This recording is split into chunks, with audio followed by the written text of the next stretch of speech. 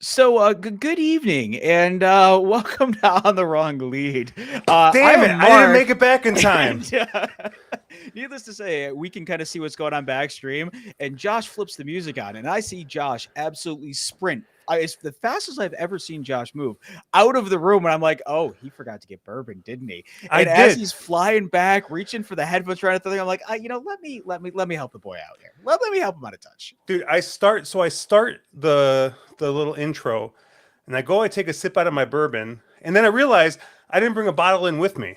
So I sprint downstairs, sprint back up, made it. A little late, but So you're gonna be out of breath I am for half definitely the out of show. breath. Yeah. Okay. This is kind of embarrassing actually, because I mean, like, I literally went down a flight of stairs and up, but I guess this is what happens when you get older. But yeah, happy Thursday, everybody. On the Wrong Lead, Josh here with Mark, and Ryan saying, "Are my eyes deceiving me? We start on time. Holy shiznit!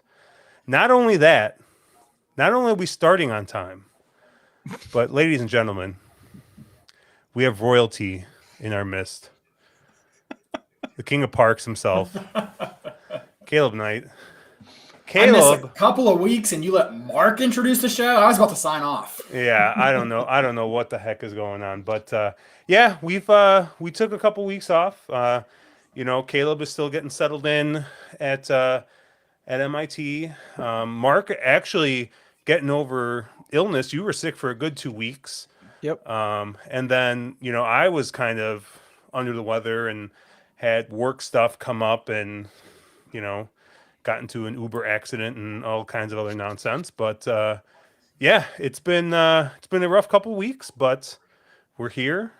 We have some full fields. I was going to say good racing, but We are Kevin Parx. I mean, it is Parx. It is Parx. I mean, it's a Pennsylvania Derby. It's their one big day of the year, and unfortunately for them, for I think the second year in a row, they're catching some of the worst weather that they've had all meet for their big day, which is it's a little unfortunate.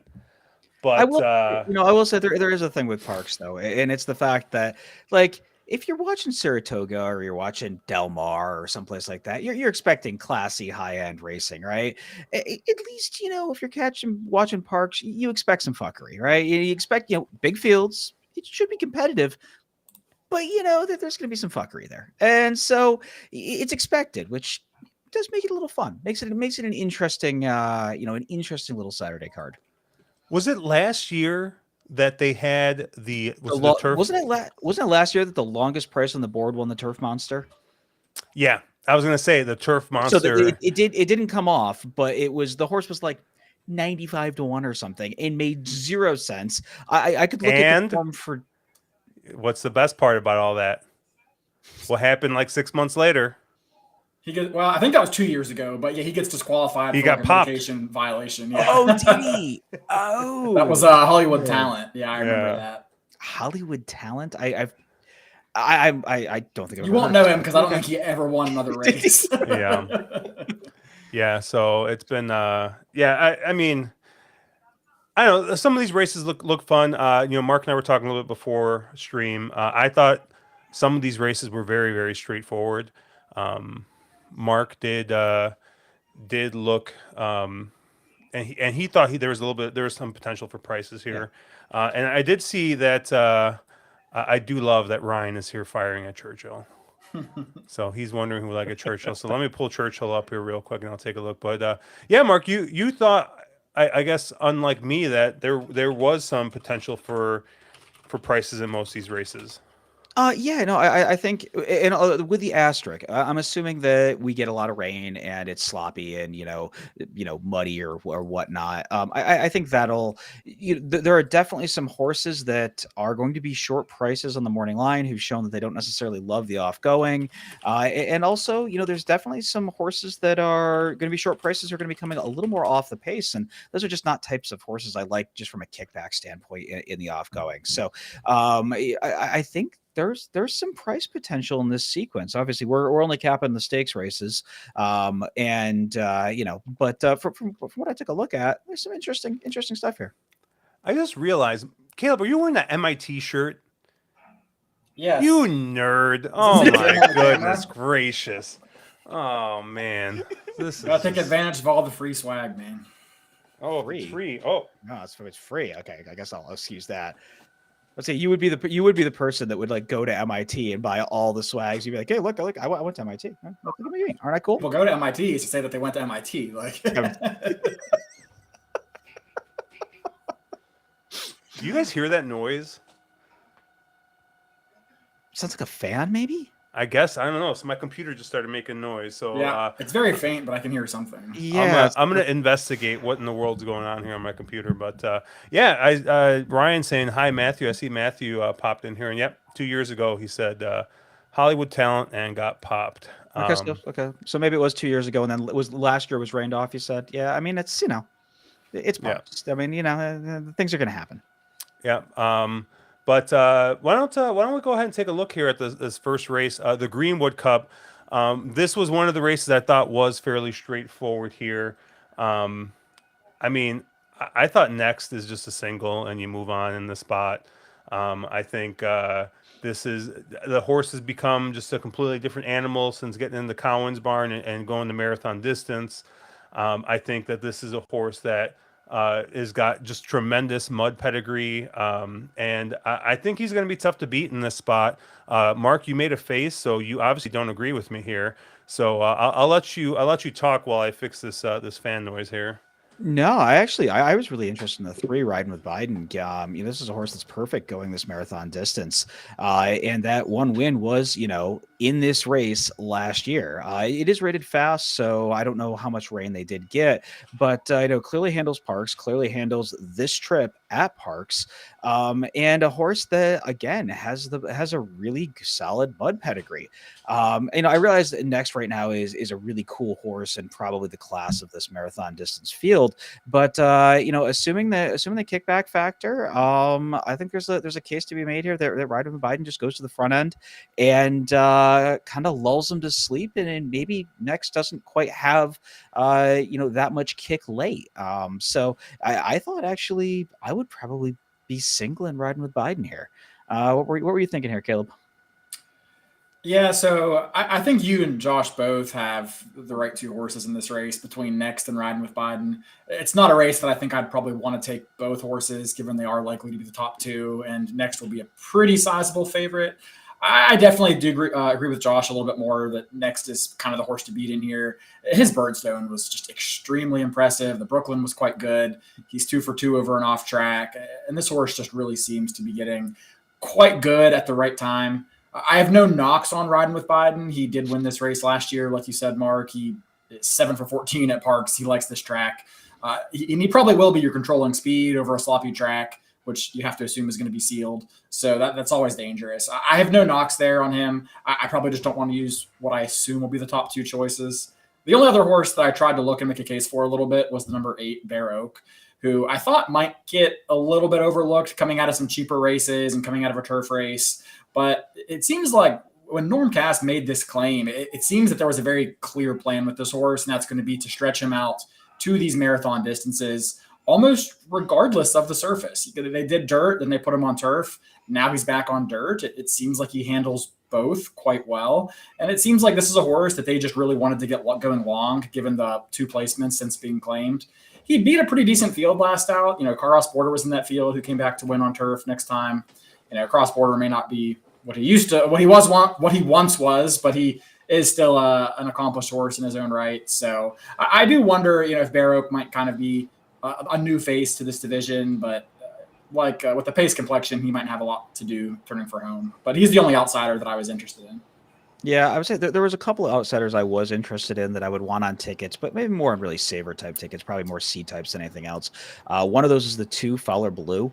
This is a horse that best race of his career was that 2-back Ellis race where he caught it off track. In his Iroquois across an off track, or sorry, his Indiana Derby across an off track wasn't a terrible race either. I sort of wonder. It seems like he handled a mile and 3/8. There's probably no reason he shouldn't handle a mile and a half. The figure that he ran in that race was pretty decent. I don't know if he's necessarily good enough to get past either next or Ride with Biden, but I thought he was a little bit interesting in there. And the other horse that I thought was a little bit, again, very much a C type and a bit of, would be the 7 for Warren for Uriah St. Louis. Again, very low percentage connections all the way around, but this is a horse that, he does have a pedigree to really handle and really enjoy this off going, albeit I don't know if he necessarily really wants to be going this far, or if they've just sort of really run out of things to do with him as an 8-year-old. But if you're looking for a price that's probably going to be double the morning line, and you want to maybe to fill out the bottom of a trifecta or something, there's worse places to go. I think I got air bubbles in my my pump. Yeah, it was like a real high pitched like whine coming from my. Wiggle the whole thing around and get them out. Yeah, once I wiggled it around and everything, it seemed to fix it. It happened yesterday too, so it was really weird. But yeah, so just for my education here, where did you end up going here, Mark? We're on the same. Caleb agreed with both of us. We're on the same. They're 2 right horses. I think Caleb was leaning more next. I'm leaning more Riding with Biden. Yeah. Okay. Let's move on here then. Race 8, the Turf Monster. This is honestly, I don't know if we're going to really be able to give much great insight in here. There's probably like a 99% chance this gets off. There's also the case if you look at the horses that actually entered in this field, everybody was expecting this to get washed off. I mean, there aren't any turf sprinters in here. This is a bunch of dirt horses that were, kind of expecting it. At least that's what it feels like. I mean, there's one turf horse, and I don't know if Roses for Deborah stays in here if this comes off. I would assume not. She's been an extremely good late. I would imagine Clement scratches her, and then you're left with a bunch of dirt horses. So. Maybe that's what everybody was expecting all along, right? I mean, maybe. I kind of was.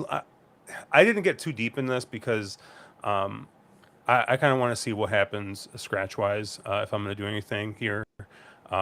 Also, off the top of my head, I always forget, but you do have to be wary here at Parx. There are like 2 wagers you can make that like make sense. I want to say it might be like win and double are like the only like acceptable takeout wagers that they run. Their pick 5 is a jackpot, and I don't think there's a force out. So just be wary, buyer beware here. Maybe if you're getting an insane rebate like Mark does, then it doesn't matter. But even in that case, it does matter a bit. So, I don't know. When looking through this, I kind of land on the 11 horse here. 5 Dreams, assuming this is going to come off. This is a horse that has got 0 turf tries, so I think to your point, Mark, this might be one that was, they were hoping that maybe this gets washed off.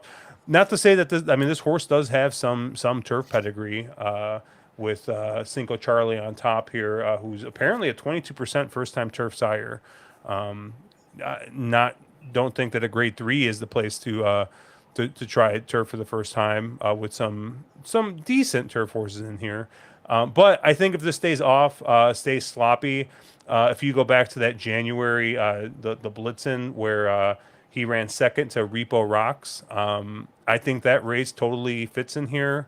And that 12-1, I mean, you're not going to get that with half the field scratching, if not more, in this race. But I thought the 11 made a bit of sense in here. Caleb, where did you kind of land? Yeah, so this is a tough race if you don't know the surface. I kind of handicapped it like it's going to be off, and that Roses for Deborah is going to scratch. With the weather forecast, it's hard to see this staying on. If it does stay on the turf, I think Roses for Deborah is pretty close to a single. I struggle with this filly because she's not really that fast on raw figures, but she continues to win like the easiest ways you could imagine, despite not being that fast. So these are the horses that give me a hard time. But there's not much in this field as far as turf horses goes. If it stays on, she looks tough. But if it comes off and she scratches, which is kind of what I expect to happen, I think it actually becomes a more interesting race if it goes to the dirt. And the two horses that I was kind of looking at were the 1 and the 3. Number 1, Baron, is probably the most accomplished dirt horse in the field. He has a couple of grade 3 placings at Belmont and then at Laurel against a couple of decent horses. He has tactical speed. He doesn't need the lead. He's 4 out of 6 lifetime over and off track. He just sort of ticks all the right boxes for me. I think he's a very versatile horse. My big concern with him is he's drawing the rail, and I'm not really sure if that's where you're going to want to be if the track truly comes up a mess. This is a big field. He's going to take a lot of kickback. So I'm a little bit concerned if that's how the race might set up from him with that draw. The number 3 is the other horse that I kind of find a little bit interesting in here. He had legitimate trouble in his last out in that turf stakes race at Parx, where he was kind of blocked and didn't get running room until the race was essentially decided. But his dirt races really aren't bad either. He does have a couple of wins over off tracks. He probably needs to run a little bit faster, but he's one that I thought was a little bit interesting. But this was a race that it's really tough to get too involved until you know what the scratches are going to be like. Yeah, I would very much agree with Caleb. It's a hard race until you know what the scratches look like. I took a long, hard look at Baron, but again, for the same exact reason Caleb said, that rail post really scares me. He's got speed right outside of him, and I really worry about him getting really shuffled back and just having an absolutely brutal trip along the rail. That one of those speeds outside is probably my top choice, and that's the 2 horse. Nobody listens. This horse is off track. Couple of races are really kind of stand out. Never missed the exact on and off track in 6 tries, 3 for 3, 3 and 3 with 3 wins in 3 seconds.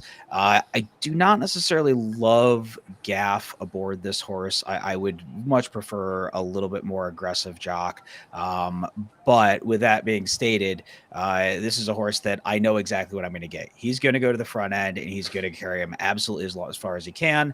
A lot of times on days like this, that's what you want to do. You want to make the front end and just hold on. So I thought Nobody Listens was a pretty interesting player in here. And I also had another horse that I liked, and this is just an absolutely stupid price in here, but I didn't know if you had anything else before I went there, Josh. No, go for it, Okay. man. Way on the outside.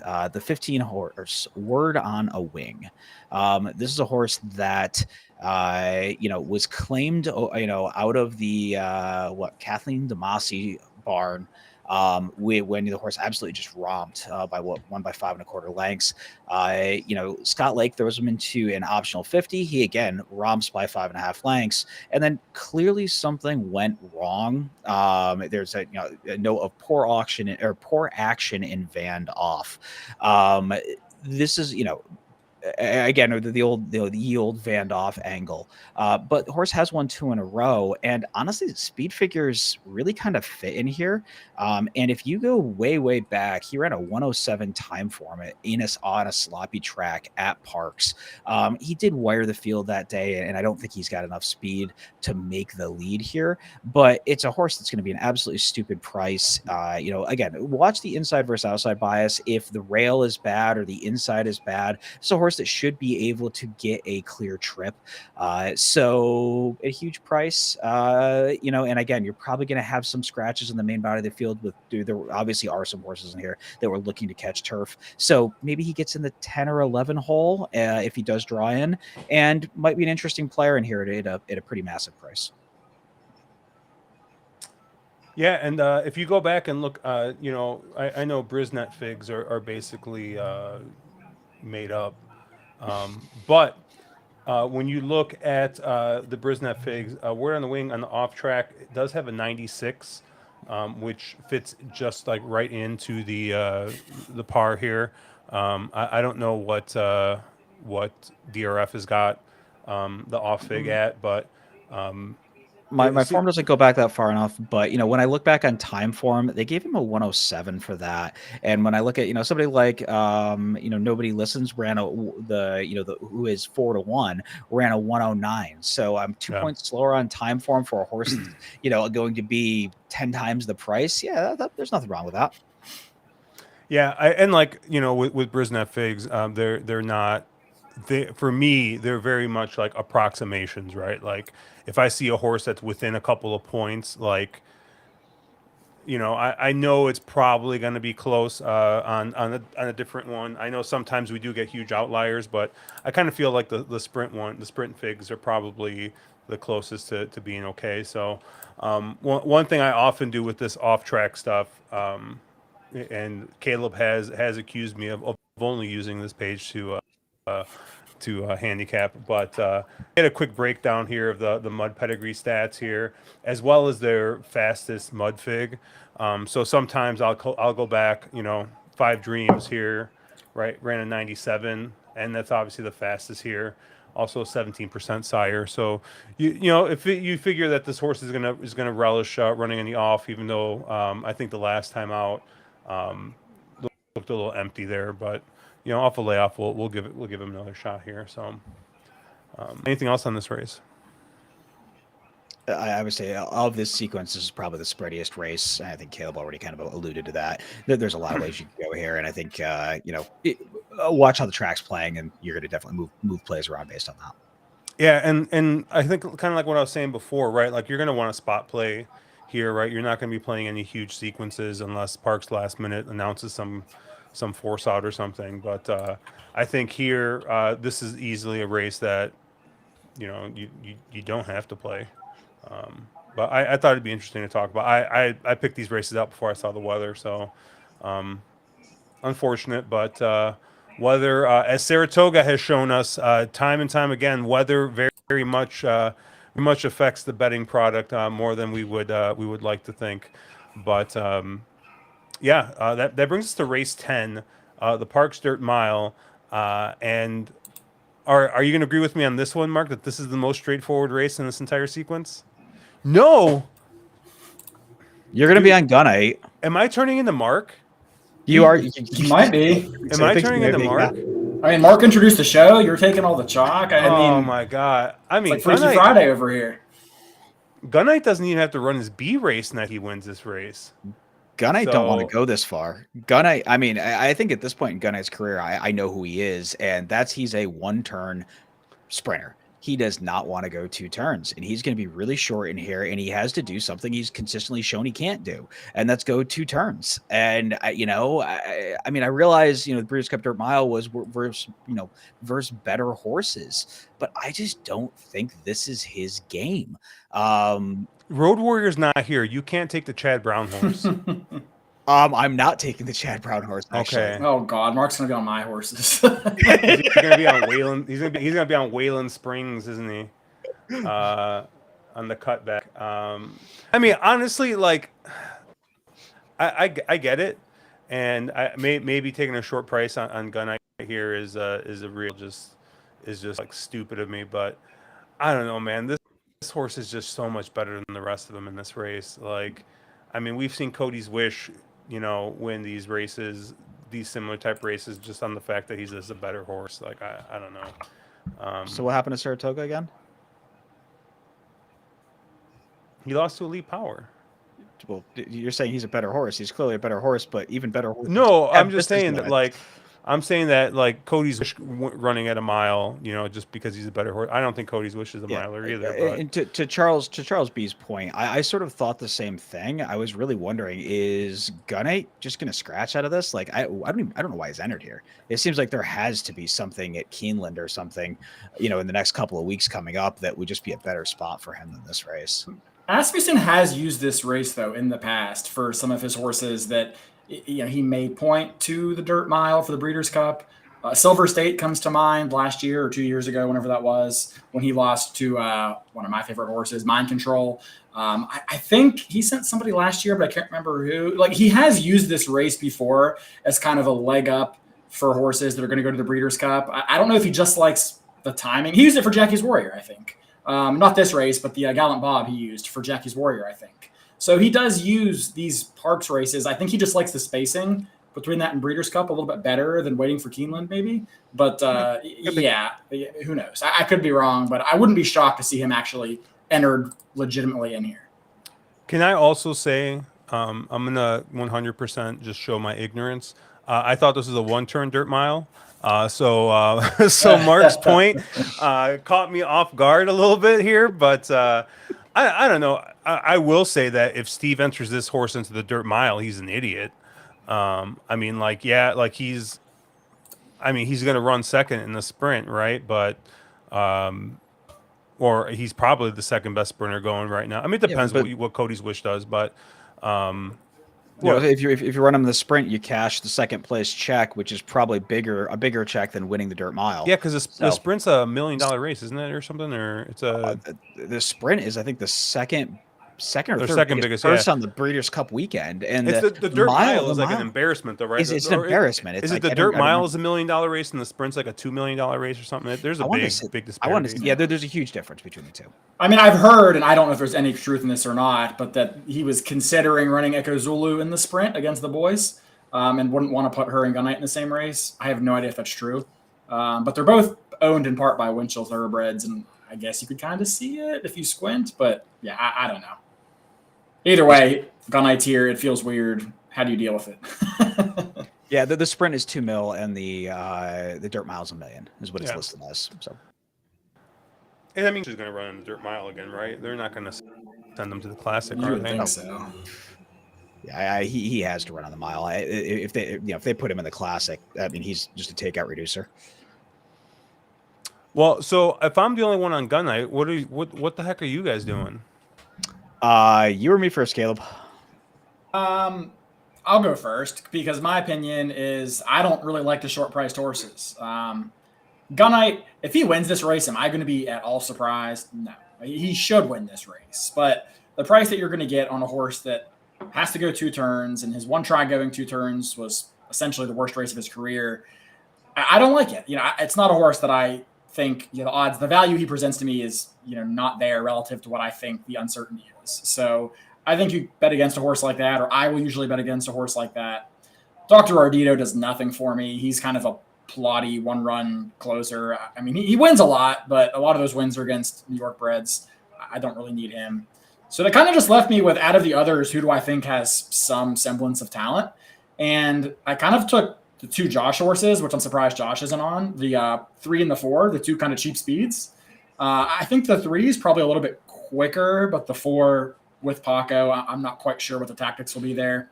Both of those horses like off tracks. They both have legit speed, and Safi is shipping up, with intention clearly on this horse, number 3, Mish.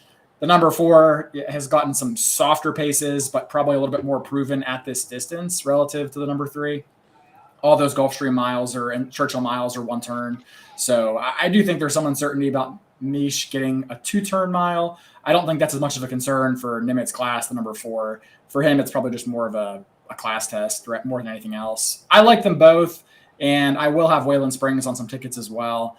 My concern with him is I don't know how much he really wants an off track, but this is a horse that has been markedly improved in his last 3 starts. So those are the 3 horses I'm going to try to use to get around Gunite. Yeah, so Nimitz class is one of the horses that I really did like in here. On the cutback, and a horse that's proven on an off track and proven going this distance. The other horse that we haven't mentioned that I do like is the way outside horse, Dr. B, who is a horse that by far and away the best race of his career was his Go for Juan going a mile on a sloppy track. Now, it was at Aqueduct. I know a lot of times Aqueduct, especially winter figs, can be a little bit wonky, but the time form figure for that race is just absolutely massive. And maybe I don't know if that was just a one-off, but if I'm going to get 8-1 on a horse that wins 50% of his races at Parx and has proven that he can, he does very well on an off track, I think Dr. B at a bit of a price is a really interesting player in this race. Again, he does have speed, but he's going to be tactical enough, should be able to sit just off from some of the horses like the 3 of the 5 Mish and Gunite, and hopefully you have that have a little punch coming on the lane. Yeah, I'm pulling up the optics plot here for this race, and I mean, you take any stock in this, Caleb? I mean, it seems it. I don't. What I see on optics doesn't match what what I saw on Brisnet here. They have the three. Well, the three obviously. I think the three is the fastest horse early here. But if you look on the surface of distance, they have the seven. Or B is kind of out there. Yeah, That's how that's Time a. has it. Yeah. I think the 3 gets the lead. I mean, that's kind of how I viewed the race. I think the 4, 5, and 7 could all be sitting, a length off, a length and a half off. Wayland Springs will be up there as well somewhere, maybe another length off of those 3. So yeah, I don't think the 7 gets the lead. Gunite very well could get the lead if you just look at some of his raw fractions, but he's never made the lead except for last time, and they went very slow. So I'm not convinced Gunite's that far forward, and I really don't know that the 7 is either. I mean, I would guess the 3 or possibly the 4, probably the 3 though is my guess. Yeah, that's how I thought. I think you probably the 3 have Gunite stalking just off, and the 7 probably sitting behind Gunite. That's kind of how I saw it.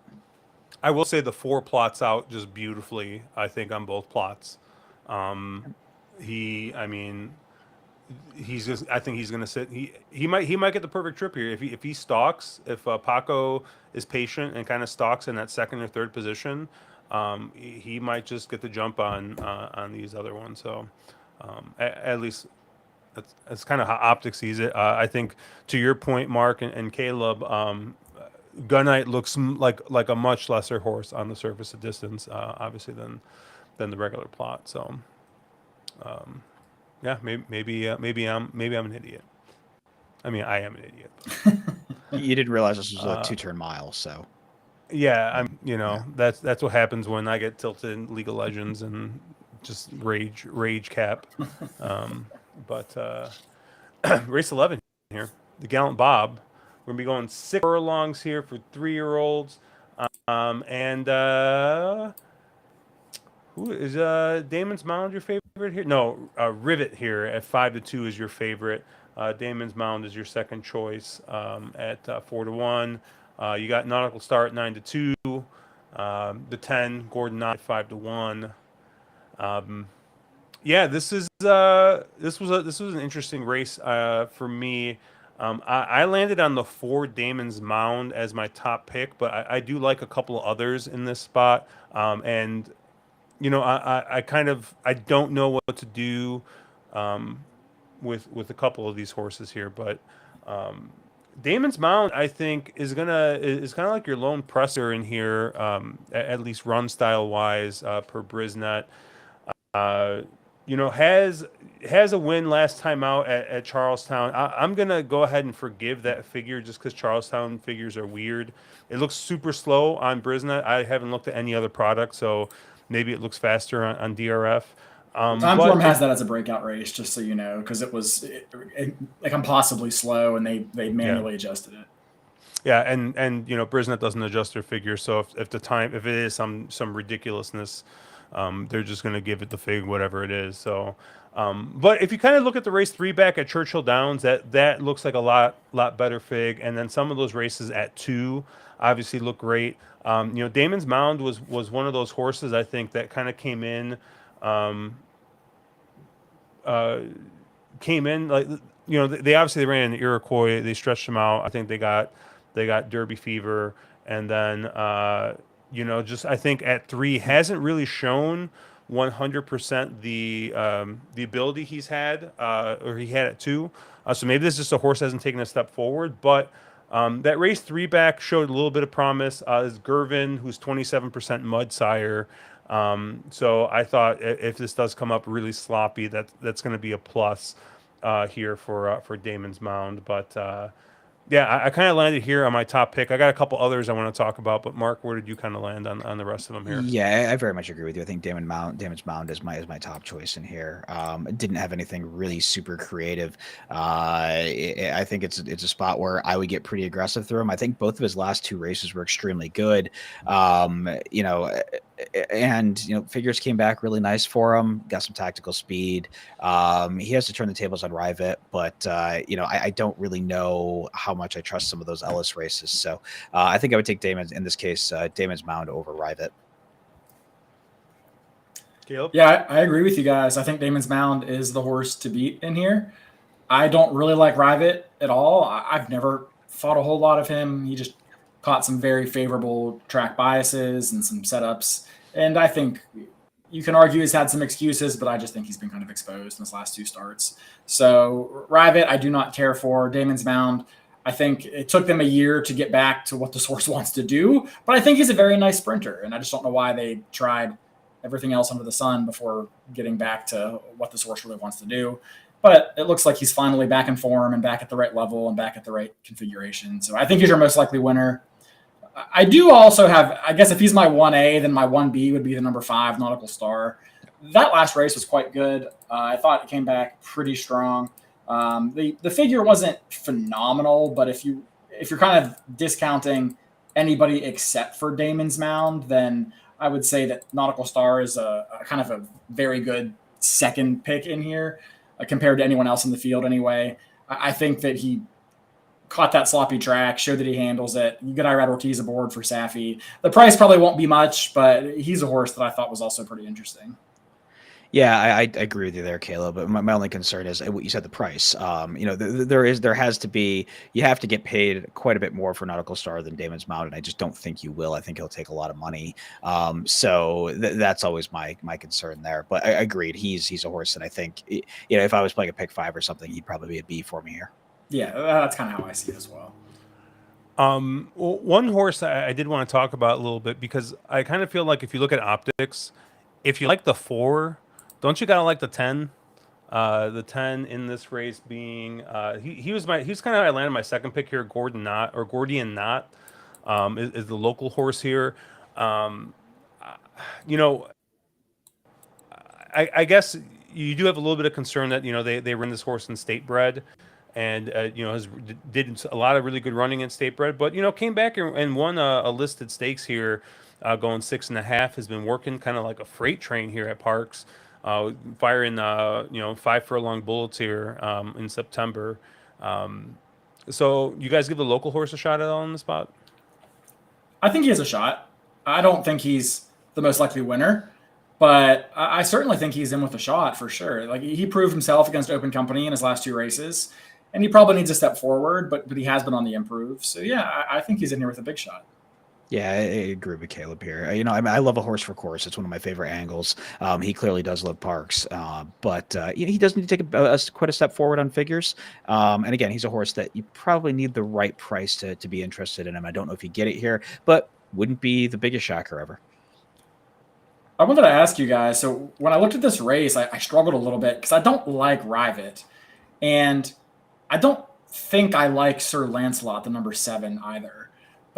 But kind of on my quick handicapping, I struggled to find any other horse that I thought would go to the lead with any type of vindication. Mm-hmm. So how did you guys view the pace in here? Because I am a little concerned that for a horse like the 5 I mentioned earlier, Nautical Star, who has a tendency to blow the brake or whatever else, he could be stuck behind what seems like it could be a pretty moderate pace.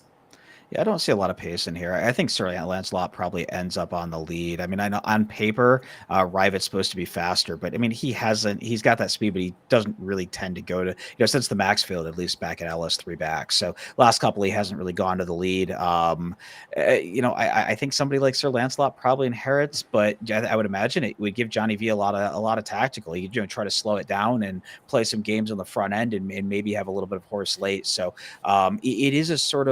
it is a very murky pace complexion. I had a very hard time with it. To all your points, Caleb. I will say our good friend, the Wolf of Oaklawn, Chase Sessoms, always one of the things with Brisnet he always used to talk about was when you look at the Kieran speed points on here, right? You got an E8. If you look and you don't see anybody within like 2 points of him, so like you don't see a 6, an EP6 or an E6, there's a pretty good chance that horse could get loose. And I think that's kind of how this sets up for the 7, Sir Lancelot. I mean, Rivet here is an E5. And I just don't want any part of this horse. I mean, the last 2 times out, just I don't know if it was just a change of tactics. I don't know what's going on, but the horse seemed to kind of lose his early speed a little bit.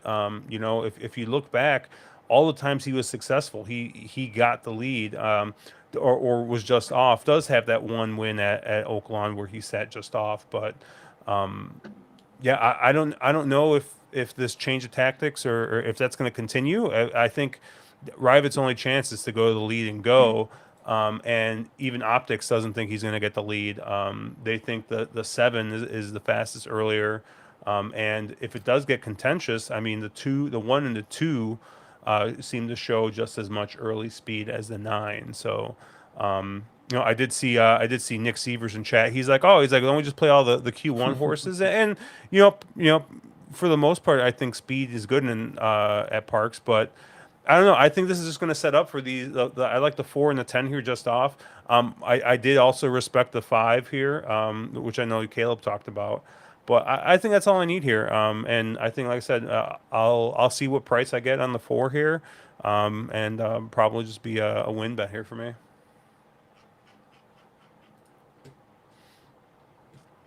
Anything else in here? Nope, not for me. No, all right. not for me either. The Cotillion here, grade 1 for 3-year-old fillies. Just like the history of this race, right? What was was this the race that put that sent Abel Tasman to retirement with that had that stretched battle with the who was, oh my goodness. If you're thinking of a late, then no. No, this wasn't the one that retired her. That was the personal ensign, I think. Oh, that was a personal ensign. All right. So who was the Cotillion then? There was a DQ a couple years ago. It was like leader of the band or whatever won that last year or 2 years ago. Speaker of the band, whatever the band, something with the band horse. I think Clariere won one year. A street band. By the way, Abel Tasman got beat by It Tis Well. Oh. In this race. Yeah. Well, this was when she was a 3-year-old, so this was before Abel Talisman was really Abel Talisman. But I don't know. There's been a lot of really, really cool races here. The band is out on the field. There's been some really cool races. Some good stretch battles in this race. Some really good horses that run here. I mean, I think Pretty Mischievous is the fraud, but maybe I'm just hating. But Pretty Mischievous is your 2-to-1 favorite in this race. And then you get some other names. You got Who's Your Philly showing up here again. You got Defining Purpose, and you got a couple local horses in. It looks like you got a lot of speed. So as much as I think, you know, I have my thoughts about Pretty Mischievous. I mean, pace wise, this is probably going to set up for her, isn't it? Mark doesn't believe so. Yeah, there's a lot of maybe speed, right? Like there's a lot of EP6s, EP7s to kind of go back into Brisnet terminology. But I'm not convinced. Like I'm not convinced that a horse like Defining Purpose goes to the lead. I mean, yeah, she's an EP8, but she's really never been on the lead. She likes to sit just off, and it feels like there's about 6 horses in here that want to sit second by a length. Sometimes that does result in a faster pace, but I don't know that I'm completely convinced it's going to go crazy. The 2 horse is the only one that I'm pretty convinced is going to be hustled out of the gate. And with Edwin Maldonado and the Doug O'Neill shipper, this horse is going to go. Anybody else, I'm not so sure. Yeah, I mean Brisnet's got 6s and 8s all over the place. You plug it into Optics though, they only got a speed rate of 34, which is I would say moderate. It's not slow, but it's not fast either. Usually I want something over 40 before I think, oh, maybe this might melt or this might just be really too fast.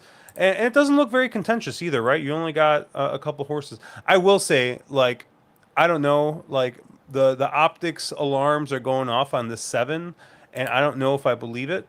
Optics doesn't think that this is going to completely melt. And even so, Pretty Mischievous doesn't plot out well. I don't know how much of that is because the 7 is just I mean, just large and in charge there in Q1, and it makes everything else look bad. But yeah, I don't know. I I have my doubts on Pretty Mischievous. This is where I'm definitely not going to be using the chalk here.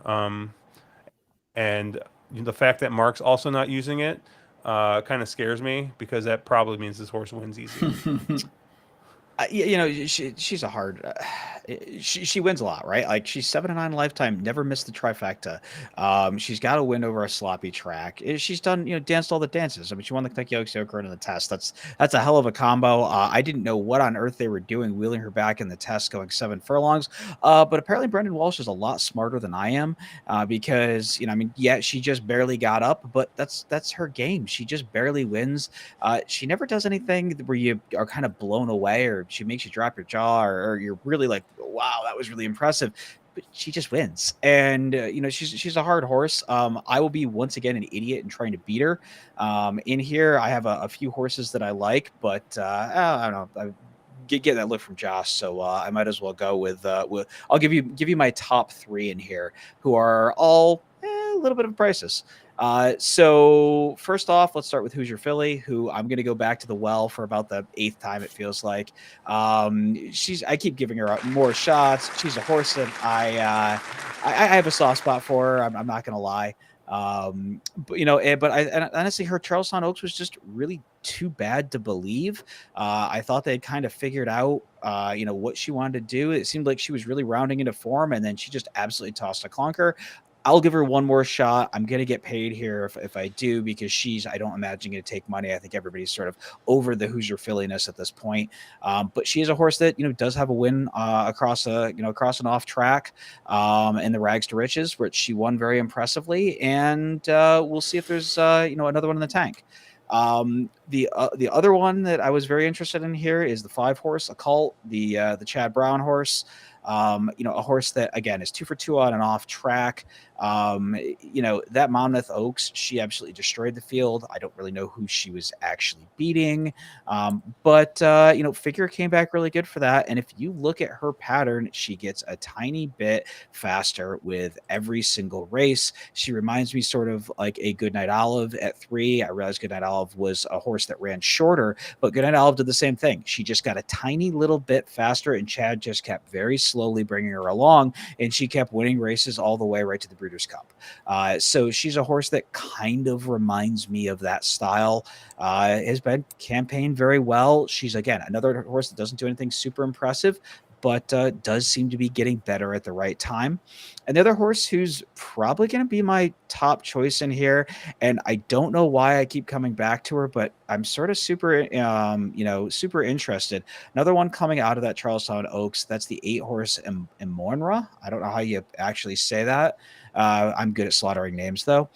But if you, I'm just sort of tossing that Charlestown Oaks out and assuming it was just a weird race, and I don't really know what happened because there's a lot of horses I expected to run a lot better, and they just didn't handle it. So don't know if it was the surface or what was going on.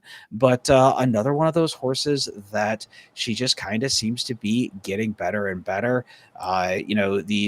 She does have a win over and off track, and it feels like Safi at a price.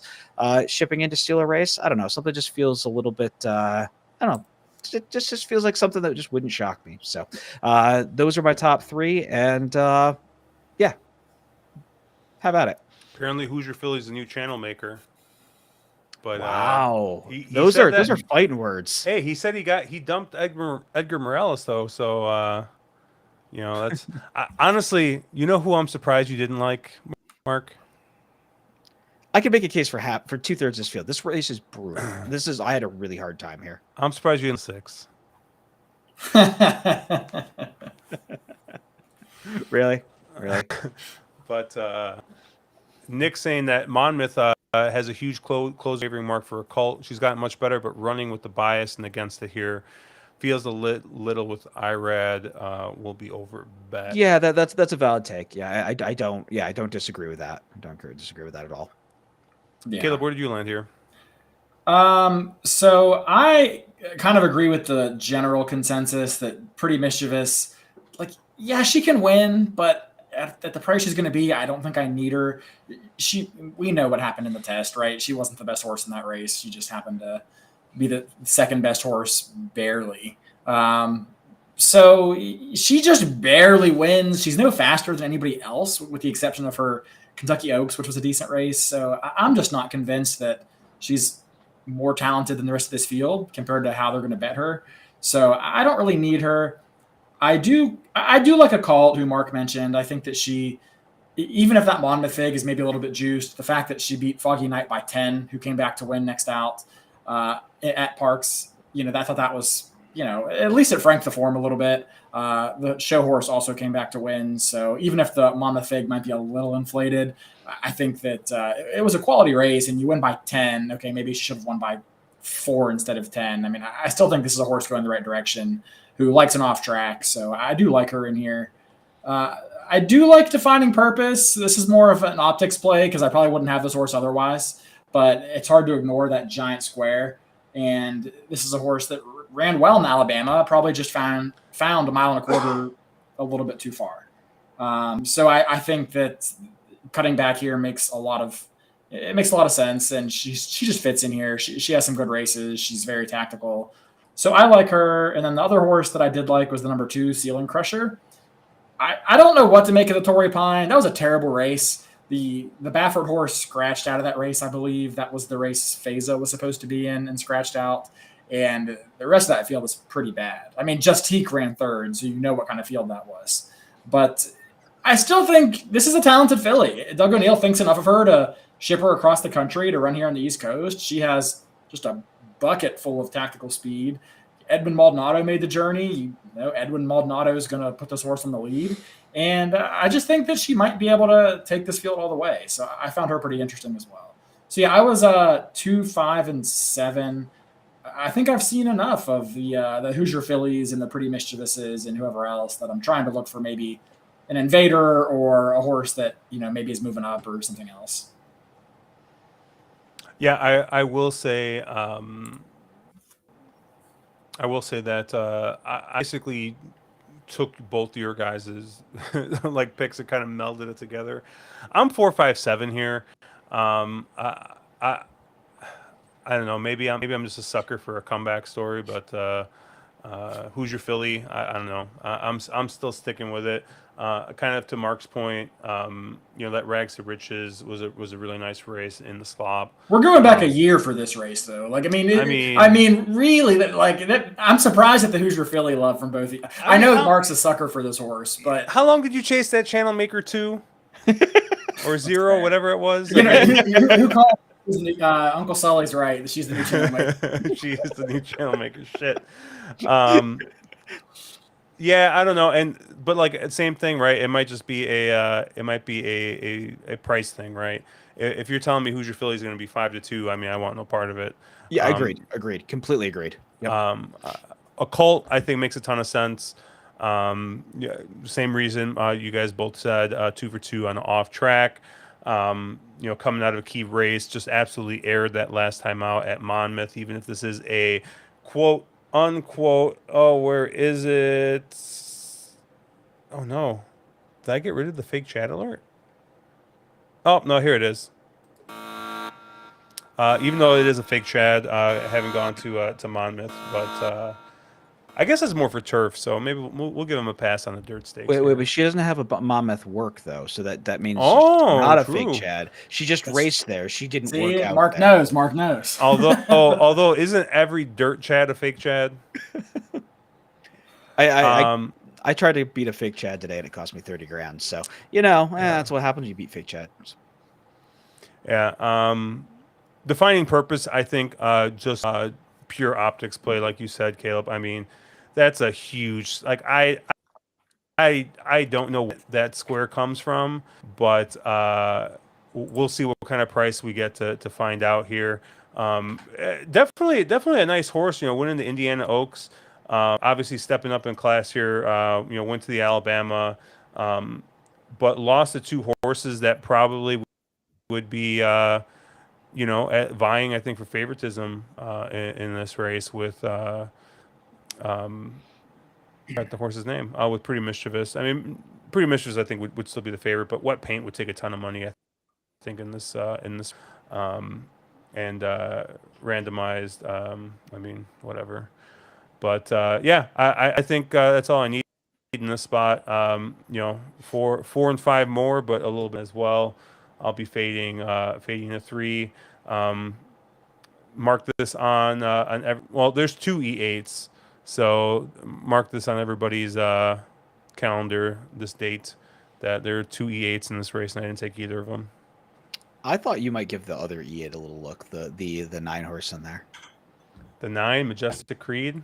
Yeah, with Majestic Creed, my take is here. This is a horse that does have a couple wins over and off track. Those were quite a long time ago, and has improved quite a bit since then. Seems to have found kind of a new level here the last couple of races, and you know, if she translates that into handling the mud, she has some speed. She's going to be, you know, not eating kickback. I don't necessarily know if she wants to go this far, but you know. I honestly think this is a really wide open race. I would, if I was playing something here, I'd want to be very spread. So I'm okay with a horse that I'm going to get 30 or 40 to 1 on. Sixer mentioned the 1 Foggy Night here. He likes Foggy Night a little bit, but more as like an underneath play. Yeah, I agreed. You know, she comes out of that race, the occult shared race, and then came back to win the Catherine Sophia across this surface. She's never missed the exact at Parx. My argument here is probably I think Caleb made a similar argument earlier. I don't know if she's necessarily good enough to win, but if to fill out a trifecta or something, totally. All right, let's move. Unless you have anything else there, Caleb. No, I'm good. Awesome. I'm still trying to understand how Mark picked Imrana for his top pick, but no, I'm fine. That's what I'm drinking right now. Amberana, is that what you said? The little.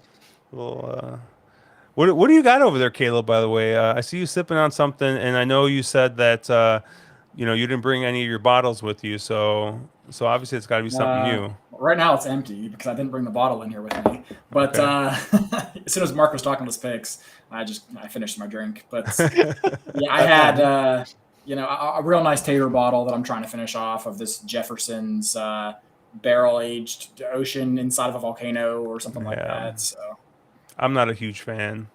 It's fine. It's just not worth the money. Yeah. I had a little bit of Elijah Craig barrel proof, a store pick, single barrel pick of it, which is nice. My buddy who travels for work, he works for a wine company. He'll just like ping me every once in a while. He sees an interesting barrel pick. So he saw that. He's like, hey, Elijah Craig barrel proof barrel pick. Do you want that? I was like, yes. And then he picked me up another barrel proof, just a non-store pick one. So nice to have a couple bottles of that they just have not appeared anywhere here. And I mean, I just don't frequent the liquor store like I used to. So it's tough to get those kinds of bottles. But this other one is a speaking of Indiana, I see Nick Seavers talking about Indiana, is a Starlight cigar batch, which is a barrel pick aged in that Brazilian Amburana barrels, and it's just got one of the coolest stickers I've ever seen, which is like a cartoon picture of Jordan with a cigar in his mouth. So pretty cool little sticker there. But that Amburana aging has become super trendy lately. So have you ever had anything? I've never had anything done, but apparently do you like cinnamon? No, I'm not. Okay, then don't stay far away. It's like a like cinnamon bomb. Oh yeah, it's like cinnamon toast crunch, which. You know, I like, but like, yeah, I like these bottles tend to last a while for me because I know I was watching the Whiskey Tribe guys and they were playing with some of their spirits that were unaged, and they were going from an unaged spirit to something that looks like it was like a 10-year age in like it was like 8 hours or something. It was crazy how fast that stuff ages and puts flavor into spirit. So, all right, well let's get through this race so Caleb can wet his whistle here quicker.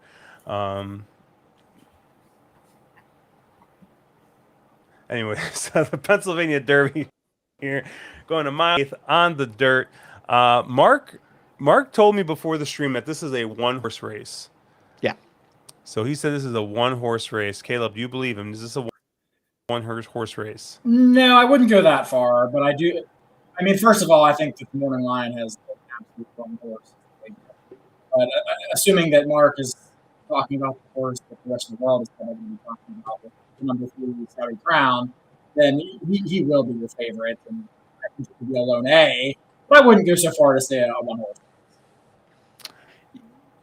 Is that who you're talking about, Mark? I assume. No, that is very much what I'm talking about. No, I mean, it's Saudi Khan's last race is just absolutely tower over this field on figures. He's got pedigree that said he should absolutely love the offgoing. There's no fort here. I just think he's just a ton better than these. I mean, if you were going to tell me I was going to get 7-2 on Saudi Crown, I would be ridiculously irresponsible with my 401k. I mean, you're probably going to get what?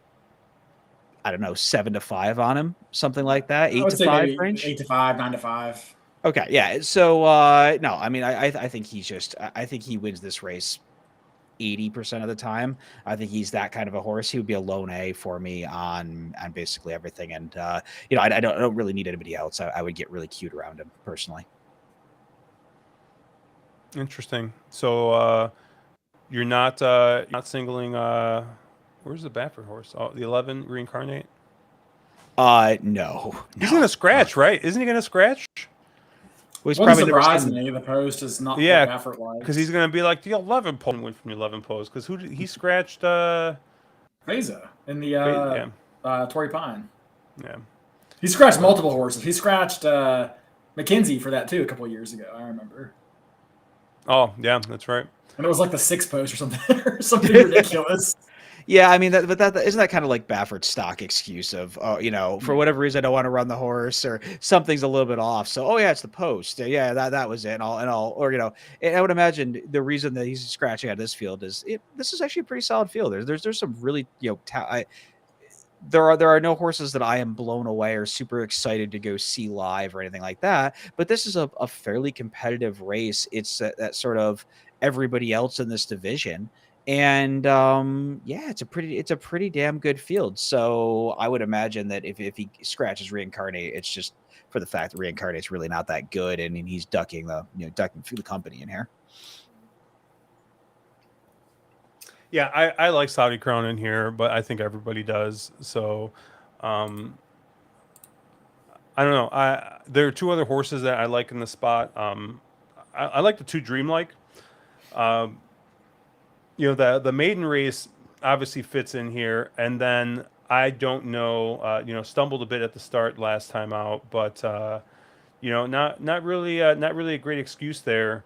Magic Tap ended up winning that race, but is a gun runner, so relishes the offgoing. So maybe with having a little bit more cut in the ground. A little moisture in the dirt there. The Dreamlike, runs back to that maiden win, and I think would be competitive in here. I mean, Saudi Crown would have to not run their A race because Saudi Crown's A race here, I think wins this race pretty easily. So Dreamlike would have to take a huge step forward, I think, off of that. And then the other horse I did like a bit was another local horse, and I don't know if I'm just getting blinded by the optics in the spot as I scroll down to the race, but man, if that 6 doesn't look fair on the optics plot, the local horse on both the standard and the surface distance plot here, so it's pretty much just an optics play for me. I think you're going to get a pretty good price on this horse, and at least on the figs that I've looked at so far, if you go 3 back, that optional claimer race tends to look pretty good. Not necessarily the fastest, but at least competitive with the rest of the field here. So I thought the 6th, the local horse, was a little interesting in this spot. I thought Dreamlike was interesting if you can kind of get back to that maiden win 2 back.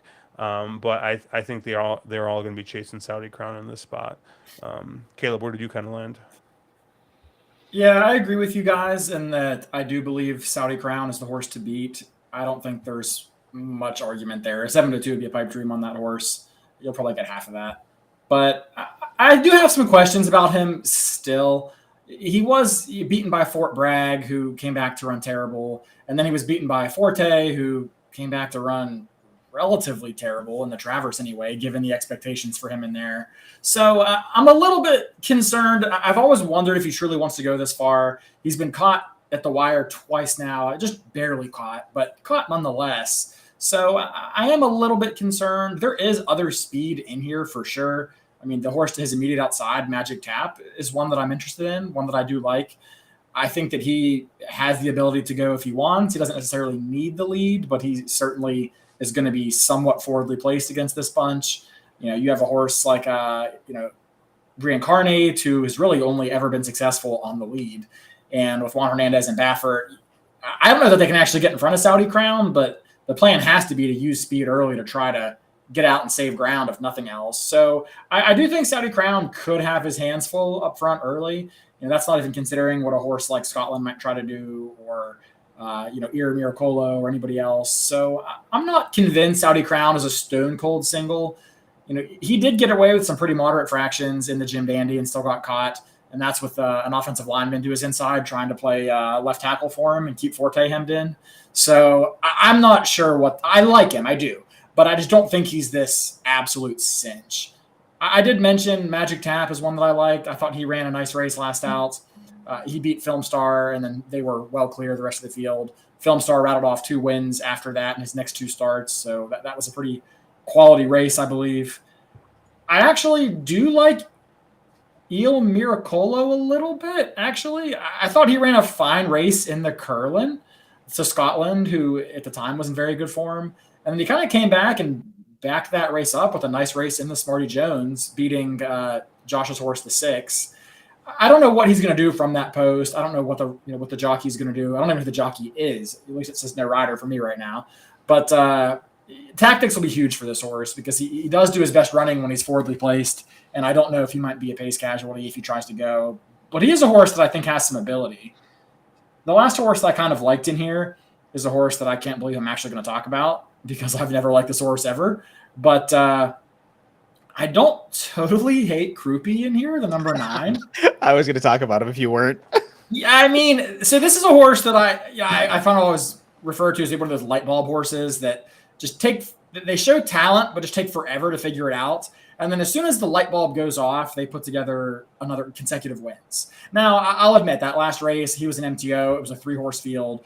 I don't take much out of that other than the fact that he learned how to win, and he showed that he knows how to – he's not going to hang. He's going to put that head in front. He's going to actually go out there. He's going to get the distance. He handles a muddy, sealed track, which he expects to encounter again. So I don't care about the number. I don't care about who he beat. I just care about what he showed me on the track that day. And I was impressed. I thought he ran well against – it was a 3-horse field, but Paddington was fairly highly regarded going into that, and he absolutely dusted Paddington.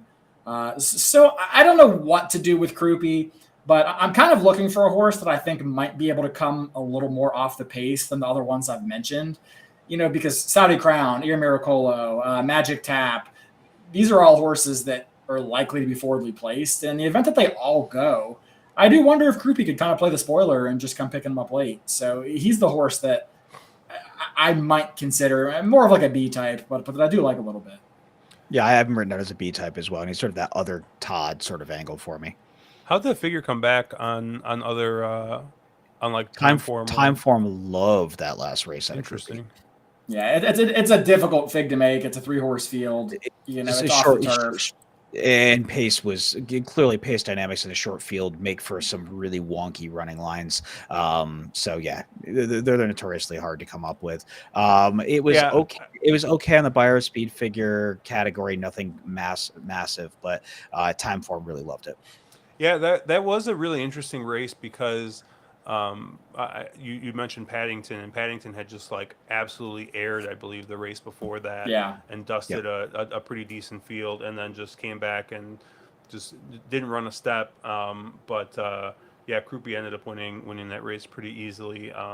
Was a muddy track, and I don't know, like when I see these horses that kind of like run their best fig on a muddy track, it tends to, you know, I just keep that in the back of my head. Hey, if it gets muddy again, like this is definitely a bet back. So, I was a little bit interested here in Krupe. I did see another horse that someone mentioned here, Karina here, saying that it's interesting that Johnny V hops on the 8, and there's a Baffert horse in the field.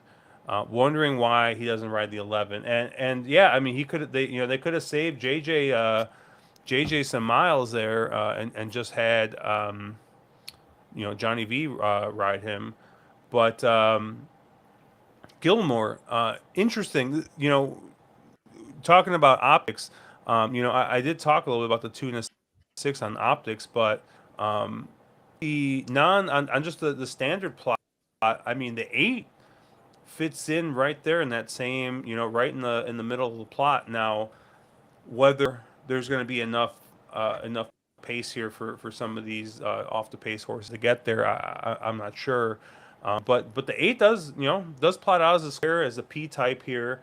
The Woody Stevens number came back pretty good on Brisnet, and that's only a 7 furlong race. Brisnet tends to flatter much longer races than that. So, I mean, I don't know. Maybe this is another one that, hey, maybe stretching them out looks to be the first time going this distance. Was in Baffert's barn before, but I don't know. Yeah, Pedigree doesn't really seem like this horse wants Yeah, to go this far. Pedigree's So a stretch there, I think, for a yeah, 1.8 for this horse. But yeah, and Arad gets off this horse to go ride the other, the Pletcher to ride the 2, and Johnny V and Brendan Walsh actually have very poor numbers together. It's not like Johnny V is a guy who picks up a lot of good Brendan Walsh mounts. I would imagine it was just, we need a warm body who's there. We're going to run him in the hey, race. he's ridden them before technically. All the way I back mean, in November of 22, but yeah, I mean, maybe, but again, it's just not a horse I was super interested at. There was one other in here that I was a little interested at, and that's a 7 West Coast Cowboy, another one of these Safi entries who does have some, a couple of wins on the off going. Figure actually came back pretty strong, at least in time form wise, on that last race on on a good track, at Mountaineer. Obviously realizing that Mountaineer figures where? I know that would be a Mountaineer shipper at Parx. But no, I mean at the mountain, and I realize Mountaineer figures can be sometimes a little bit suspect, but horse seemed to handle the off going pretty well. And another one of those horses, I know Caleb was sort of looking for these horses that could come from a little bit further out of it. And this is one of those ones that probably comes from a little bit further back. So I thought West Coast Cowboy was an interesting player. Again, another one of these 3-year-olds that needs to take a step forward. But the West Coasts do tend to like the off going. So. Yeah, I was actually kind of curious. I was curious about that horse a little bit because the work pattern on that horse, they shipped that horse up to Saratoga. Yep. Like in June or in July. He had some really, really strong works up on the Saratoga. Yeah, track. it's just interesting that you go off that Iowa Derby, you ship to Saratoga, and to run them at Mountaineer, like. I wonder with Safi. I don't know how big Safi's operation is, but I know a lot of times when these trainers, they will sort of summer in Saratoga. So even if they don't have a lot of starters, they'll have all of their training operation, all of their assistants, everybody will be at one track, and they'll just be training. So was it a situation where maybe Safi isn't as big as somebody like a Chad Brown who can have 3 or 4 different big operations? Maybe he just brings everybody to one location. I don't know. I'm not sure. Do you remember the horse Summer in Saratoga? I wonder where he's at now. Well, it's not summer anymore, so probably not Saratoga. Yeah, true. Was there anyone else in here, Caleb, that you want to talk about?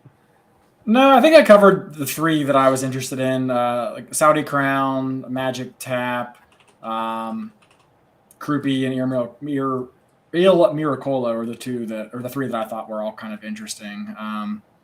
I guess I feel like we need to talk a little bit about Scotland. Did anybody mention him already?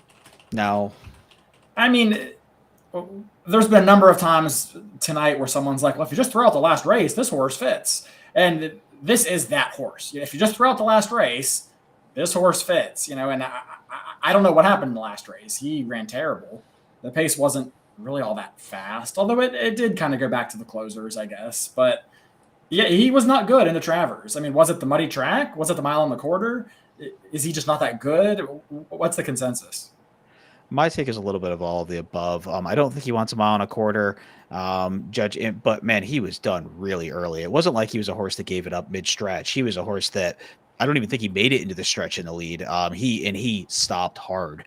I don't really know. I mean, did he just really have it his own way? And that Curlin was a really soft race. And I don't know, or did maybe bounce a little off the Curlin effort? Either way, he's just a horse that I don't necessarily think he wants an off-going. His pedigree doesn't necessarily say he would like an off-going. And I just thought there were a lot of other more interesting players in this race, and he probably takes money on Bilbao alone. So kind of overbet on his chances based on his chances of winning, and just not a horse that I'm interested in giving another shot to.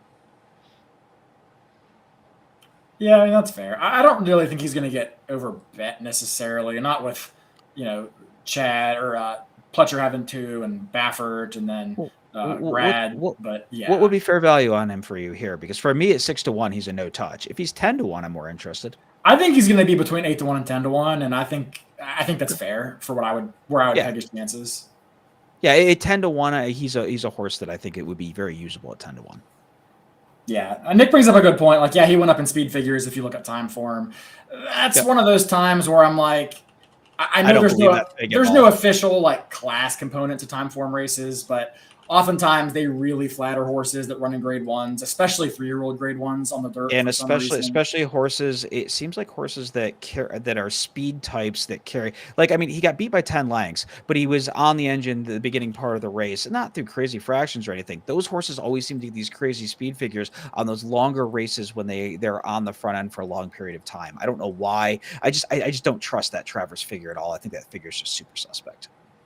Yeah, I'm always suspect, and Mark, I know you're kind of the same way. Suspect of big figs and losing efforts are always suspect to me. So I don't believe. So I'm not suspect of that. Like you specifically. So what? I'm just. I hear Mark say it all the time. I don't know that you're not a time form guy. But I also say a lot of dumb things all the time, so you never know. That is one of my least favorite things, though, right? Like you see like these like buyer figures and stuff of these horses that run like third and fourth in these these graded stakes races, and I've seen, what was it? There was that little bit of drama with Nick Tamero and Randy Moss. They were kind of talking about that 2-year-old stakes race where that horse got a real like bad number, and like the owner was like bad mouthing the buyer people because the horse got such a low number. And was that the finale at Saratoga, that race that came back real soft with the 60-something to 1 winner? No, it was, or maybe it was the Hopeful, right? The Hopeful, yeah. Thank you. It was the $60 winner that he got like a 72 buyer or something like that, and he was like, "Oh, they're just jealous or whatever, like because it's small connections and stuff like that." And like I don't know necessarily because of the small connections, but I do feel like, and I could be totally wrong, but I do feel like sometimes if you look at some of these stakes races, you look at the numbers of the third and fourth place winners, and I think something to get into a really good habit of doing, especially if you use Formulator or if you use Time Form, is watch the runbacks. So you can understand whether or not how that figure compares to other things. Because if you see this horse is running 70 buyers, all of a sudden gets into a listed stakes or a grade 3, all of a sudden runs an 85 in fourth, right? Doesn't mean that this horse all of a sudden improved, 15 points. Like you got to kind of go back and do a little digging, because maybe the horses just run to better, but I don't know. Sometimes I think that there's a little bit too much tinkering with some of the numbers, and sometimes you get some funky numbers. I think some tracks are more notorious than others, like Parx figures, for example. I think sometimes on buyer, get a little bit higher figs than others, but Well, I think also to talk about the race you're specifically talking about, the front end completely fell off that race. That race completely came apart at the seams, and the winner actually dwelt in the gate, broke about length or broke last by 5 or 6 lengths, and circled the field and came right down the middle of the track. So I also think there's a massive pace dynamics that are causing that figure to come back soft. And yeah. Yeah, and we did disappoint Nick by not giving yeah, him he some says he came for the N1X N1X analysis in the race that we weren't going to cover. But Nick, looking at the optics, I like the 9-horse. Of course you like the 9. It's the E8 in the field. Christ. I mean, textbook example, right? Look at Mage. And if you have Formulator, if you have time form, you can do this. A horse pops a 124 time form in the Derby out of nowhere, and then never gets close to that number again. Yep. I mean, it's just one of those things where I think that there's an expectation that the Derby winner is going to post something in the mid 120s. That's what they typically run. That's what they're typically going to get. And I don't think that always holds true. Like the Travers figures, I think are probably a little inflated, but we'll see. Yeah, and it's funny because like as much as we dogged on Rich Strike, for running whatever he ran in the Derby and winning the Derby at that huge price. If you compared what he ran in the Derby to what he ran in the Travers, I mean, like the number actually held up. And also he ran what is Clark? Is that the Churchill race? Is the Clark? Yeah, he ran second in the Clark. Where he was second by a whisker. He also ran a really good figure in that. So I mean, he's a horse that's backed up that he is that caliber. Now, what is he as a horse? He's a nice G3 horse. He's not what we hoped he would become, but also And I mean, I think speed figures are just a tool. If you're using speed figures in a vacuum, you're going to have a really hard time. Mind you, this is coming from the man. Captain Speed Form, yeah. This is coming from literally the quintessential speed handicapper of the three of us here. So that's so true. But no, I mean, I think you have to use them subjectively. You have to understand how they're coming up with those figures. Just something like you're using time form, and you understand that the come home fraction is overinflated. So how did the pace dynamics? If they went really slow early and really fast late, probably that figure is going to be a bit inflated on time form figures. Just things like that. You have to understand how the figures are created and then understand how they compare to compare to themselves.